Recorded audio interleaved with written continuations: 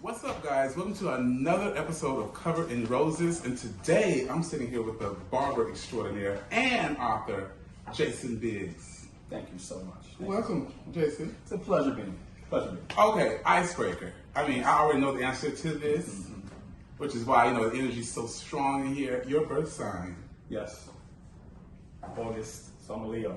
Leo. Strong-minded Leo, okay? Yes. Fire and fire. So, tell us about yourself. Myself, born in the Bronx, 1981. I would say I was born in the Bronx, raised in Westchester County.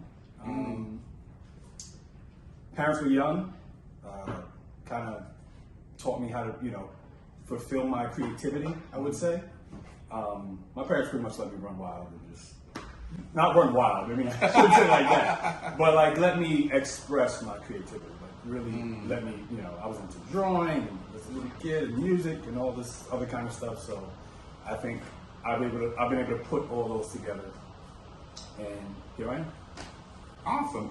So you've been cutting hair for how long? Ooh, too long. Probably 20 plus years, 25 maybe? Maybe 25 years? 25 years? Yeah. I'm only 30. I'm gonna say, you look mad young. Thank you. Let's keep that going. Keep that part. Yes. So you were cutting hair in kindergarten? Yeah, exactly. Okay. Out the womb. Let's go with that. So you have this amazing gig where you cut hair in Nordstrom. How did that come about? I was working in Queens at a barber school. They send referrals out for the job. I've seen it. I didn't know what it meant to be a barber in the retail space. I had never even really heard of that. Right. I applied. They called me in. I did one interview, face to face. We talked. The energy was good. They called me back. I had to cut, I think, 2 people's hair, which was pretty nerve-wracking here in front of this window, this beautiful window. I'm sure. And I think I beat out, I want to say 50 people to be here. Wow. So that's what they told me. I don't know if that says a lot. That says a lot. To be number 1 out of 50 in New York City. I didn't want to toot my own. Well, I'll toot it. I'll toot it for you too. So here I am. So how dope is that though? Cutting right in the fragrance and grooming department. It's amazing. First of all, I've got to learn so much about fragrance and grooming. Just the difference between parfum, toilette, cologne. I thought it was all the same thing. Very much. Right. I was very basic in that process. And I think customer service, just having to deal with customers in a different way than a traditional barbershop. And being in the window. We're right off Broadway. This is as big stage as you can get, literally. 58th and Broadway, if you want to stop by. But the marriage is kind of almost perfect. Yes. Grooming, fragrance, haircuts, the full male appearance, all that marries together well. So, it's perfect. It's a genius idea to have the barbershop right in the department store. Especially in the men's store. Especially in the men's store. So it kind of gives us that separation from the other Nordstrom. And I think we're the only ones doing it here too in New York City. Yeah, I think so. Yeah, so great place to start. Place to start. Right, and it's all about service, and people love services. They love services, yes. I've learned that very quickly. Yeah. So, the book. Yes. So my book sort of started out as a passion project right before the lockdown, right before COVID happened. Just talking to customers and people in my chair, saying I need to sort of document my story.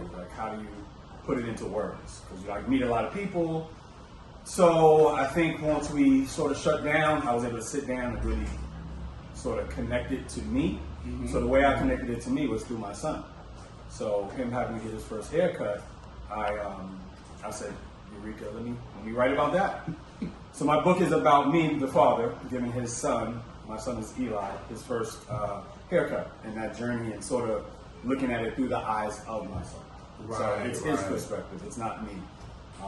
And I just thought that's a very important time in a young boy's life, getting his first haircut. Luckily, I cut hair, so I was able to do it for my own son.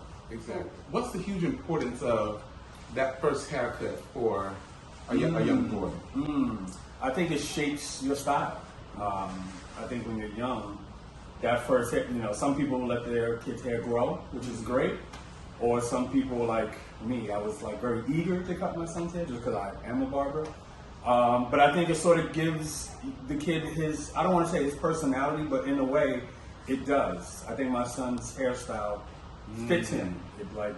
It sort of sets the foundation of how he's gonna be a young gentleman, and I wanted him to look that way. Exactly, and it starts him in the process, in the routine. Right, a routine. Right. That's right. It gets him used to grooming too. Exactly. Right. Exactly. Right. Awesome. Who inspires you? What inspirations have you pulled from in your life? My family. But right now, mostly my son, just because I'm a new father. Well, 2 years, which is still. I think he has sort of made me highlight things in my life that I didn't have to think about before. Like, being a parent kind of stretches your, it makes your mentality malleable. So you have to sort of wrap your head around different concepts and different things that might be deficits to you. You have to learn to make that your strength. Right. So I think he's made me have to dig deeper than I would have had to if I was just not a parent. Exactly. So I find him to be almost my muse, if you will. I love that. Yeah. I love that. Yeah. What's some of the best advice you've ever received? I think it would probably be from my mom, just that you're enough. Like you are enough just being you. You don't have to act or force or make yourself into anything. You are the thing. Have people get drawn to you instead of trying to draw people in. Letting people get drawn to you. You just be who you are. Because that you can keep up consistently. If I put on a facade, eventually that's going to be exposed. Exactly. But if I'm just me, I can always be me. And you are enough. Yes, and you are enough, yes. Shout out to Mom. That's definitely. Jewel. Definitely shout out to Mom. Okay, wow. Yes. What's your favorite quote? My favorite quote, I would say I think it's Maya Angelou. I'm probably going to butcher it, but I'm trying to paraphrase. When someone shows you who they are, believe them. Yeah. Meaning that whatever you see from